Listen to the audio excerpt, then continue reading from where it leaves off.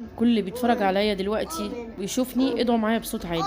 يا رب مواقع التواصل الاجتماعي كلها تتقفل. ادعوا معايا الهي يا رب القيامه تقوم ونخلص ونرتاح من اللي احنا شايفينه وبنشوفه وهنشوفه. يا رب ادعوا معايا. يا رب القيامه تقوم ونخلص. يا رب انتوا عارفين انا نفسي في ايه؟ انا نفسي ربنا يرزقني بشويه فلوس. عارفين هعمل بيهم ايه؟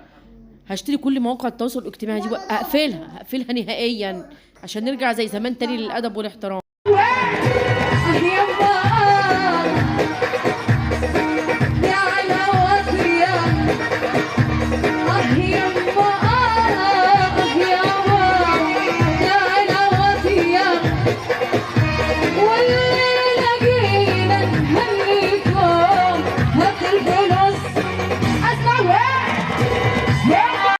اختاه اختاه الله يقوي ايمانك يا شيخه، بتغني بالنقاب.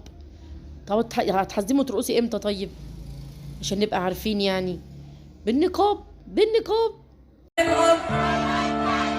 يبغى يلعب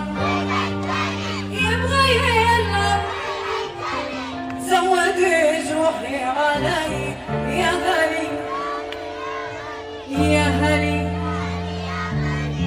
يا هلي جاني يا هلي جاني شيخ يبغى يلعب يبغى يلعب يبغى يلعب اسمع الحماس يا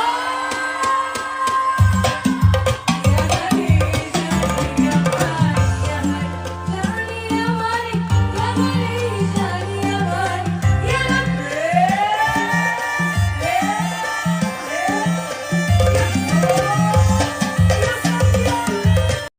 يا يعني احنا كده محتاجين نتعلم الدين من اول وجديد ولا ايه؟ انا عايزه افهم، احنا محتاجين نتعلم الدين ولا ايه بالظبط؟ ما هم لو كانوا عملوا الدين ماده اساسيه في الكتب ما كانش حصل كده للاسف. الشارع اللي وراه ده انا راح اعمل لك محضر ابن فجره دلوقتي. خدت الصدمة بقى، خدت الصدمة. وكل الناس عارفه ان انت ماشيه غلط. ماشي غلط بس ليه كده مثلا؟ لا هو لازم تداك يعني. انت اللي بتعرفني. كل حاجة. غور في 60 داهيه غور. طب يلا. خليك ثلاثه بطلعالك تربيتك الوسخ. في الشارع اللي وراه. انا طول عمري كان نفسي يبقى عندي بنت والله، ولسه نفسي يبقى عندي بنت والله العظيم. انا ربنا رزقني بصبيان ولك اللهم لك الحمد، الحمد لله. بس انا لو عندي بنت زيك اقسم بالله لا كنت يعني بصوا جبت رقبتها على صدرها، اقسم بالله. يعني لو عندي بنت بالاخلاق دي والاسلوب ده وطريقه الكلام دي مش عارفه انا كنت هعمل فيها ايه. وازاي يبقى ابوها يسمح لها انها تكلمه بالطريقه دي وعارف انها بتصور. وعايزه اقول لكم يا جماعه ان الكلام ده بيبقى متفق عليه عشان الترند وعشان الفلوس، لان ابوها عارف انها بتصور في اللايف وعارف انها بتشتمه الشتايم دي كلها وساكت عشان الفلوس برضو. وانما الام والاخلاق وما بقيت. حسبي الله ونعم الوكيل. هنوصل لحد فين؟ هنوصل لحد فين؟ والمصيبه انكم طالعينها ترند وكله عمال يعمل عليها فيديوهات، كله عمال يعمل عليها فيديوهات ويقلدوها بصوتها والالفاظ البذيئه اللي كانت بتقولها في الفيديو في الشارع اللي وراه. وبعدين بعد كده الكلمه الوحشه اللي بتقولها مليون الف فيديو معمول عليها ومطلعينها ترند وهي مبسوطه قوي وفرحانه وطايره من السعاده. مش مهم قالت ايه ومش مهم الفيديو اتعمل ازاي بأنهي طريقه سافله.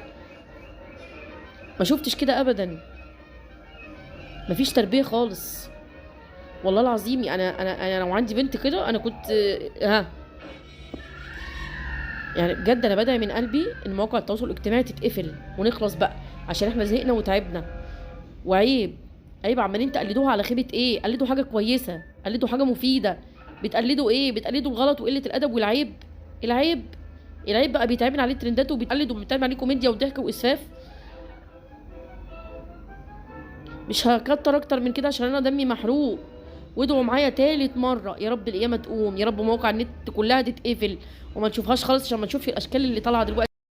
طبعا لسه مش هتكلم عن ام ساجده وعن لوشه وعن مش عارفه فلان وعلان وترتان وكل البلعات والمجاري اللي طفحت علينا وهبت علينا فجأة. عشان كده الفيديو مش هيخلص النهارده ومش عايزه اطول كتير واسف اكتر من كده. يلا يا جماعه ادعوا معايا وقولوا يا رب القيامة تقوم، يا رب النت يتلغي، يا رب نخلص يا رب ونستريح كلنا. يلا سلام عليكم. لو عجبكم الفيديو ما تنسوش تشترك في القناة وفعلوا بزر الجرس وحطوا اعجاب على الفيديو لو عجبكم الفيديو بتاعي. يلا سلام عليكم.